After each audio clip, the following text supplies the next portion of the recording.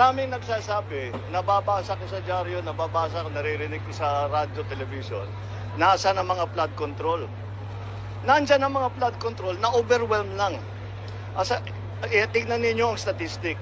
Nung bagyong Undoy, 411, 400 plus centimeters ang bumagsak na tubig.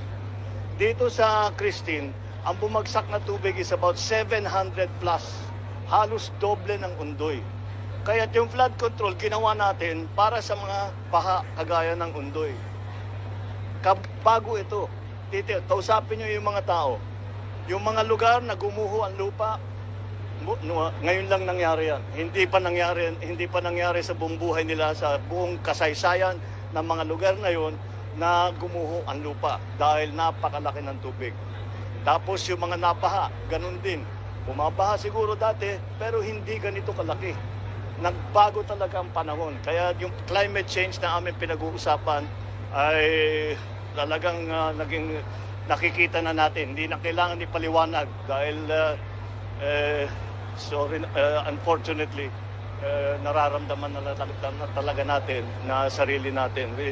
Hindi na natin kailangan basahin pa yung mga report o study na mga scientifico. Alam na natin kung gaano kabigat ang magiging epekto ng climate change. Kaya hindi bale pa sa tulong lang tayo ng tulong. They have to realize there are two sides to this.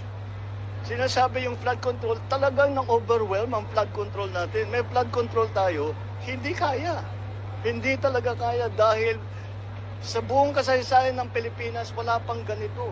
Ngayon lang natin haharapin ito. Kaya dapat maunawaan talaga ng tao, hindi lamang yung budget, kung ano yung science. What's the science? Follow the science. See what's happening. Tignan ninyo, hindi lamang dito. Nakita nyo ba yung nangyari sa Espanya? Nakita nyo ba yung mga nangyayari sa iba't ibang lugar?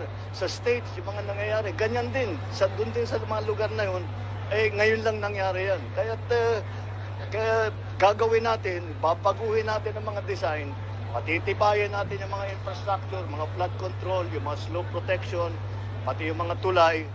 Lahat yan, kailangan natin baguhin, tignan natin na mas magandang design. And again, it's climate change. It's something that never happened before. And it is something that we have to deal with. There's no other way. It's something that we have to deal with. We have to be smarter.